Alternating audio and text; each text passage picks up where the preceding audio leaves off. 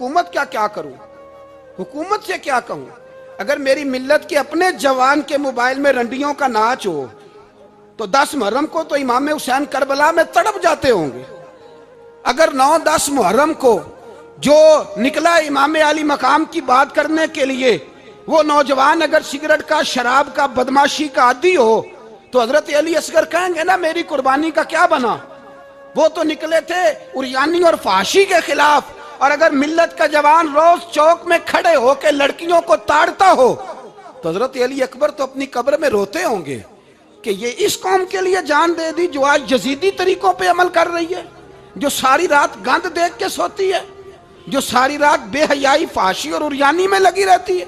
इन लोगों के लिए जान दे दी, इतना जुल्म उन शहीदों के साथ।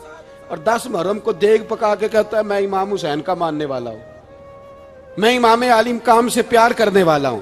ना भाई, ना दोरंगी छोड़ के यक रंग हो जा, सरासर मोम हो जा या संग हो जा। उम्मत मुस्लिमा को बेदार होना पड़ेगा।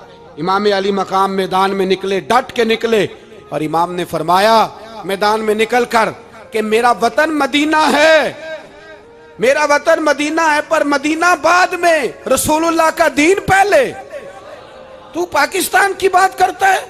इमाम अली मकाम ने फरमाया मदीने की शरीयत बाद में, रसूलुल्लाह का दीन पहले, और तेरे तो बच्चे आम से हैं। इमाम हुसैन ने फरमाया मेरी गोद में जो बच्चे हैं वो रसूलुल्लाह के नवासे हैं, पर बच्चे बाद में, नबी पाक का दीन पहले। आपने फरमाया तेरी बेटी बड़ी बावकार होगी, उसकी बड़ी इज्जत है।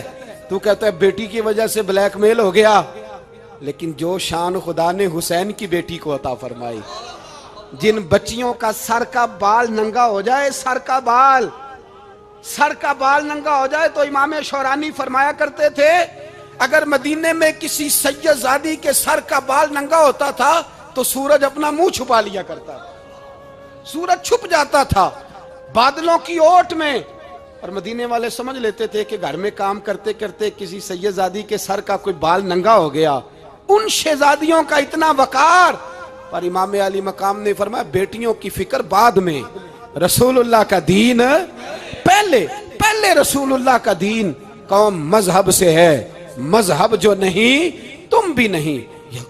याद रख मेरे भाई, इमाम अली मकाम रज़ी अल्लाह तआला अन्हु ने मैदान में निकलकर पहले मजहब की बात की। और आज दीन नबी दा वांग यतीमा रोवे ते कुरलावे ते आखे मैं कित्थों लब्बा उमर बहादुर, मैं कित्थों लब्बा उमर बहादुर जेड़ा मैनू सीने लावे। मासूम बच्चे, मासूम। आज तक किधर है तुम्हारा अक़वाम मुत्तहिदा?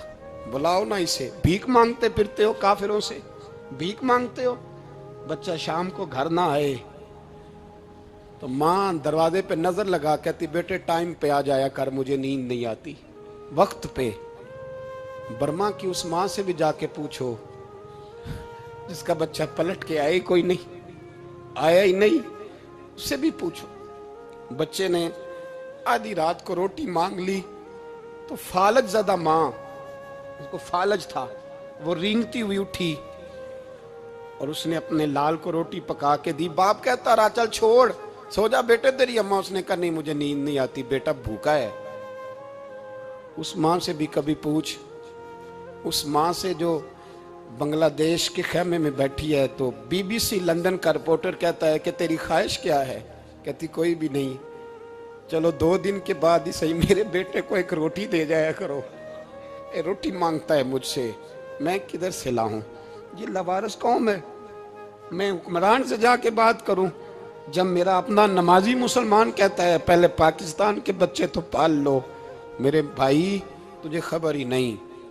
ये तो जाना तो कभी गुंबद खजरा पे, तो मेरे मुस्तफ़ा ने फरमाया मन अज़ा मुस्लिम फ़क़द अज़ानी।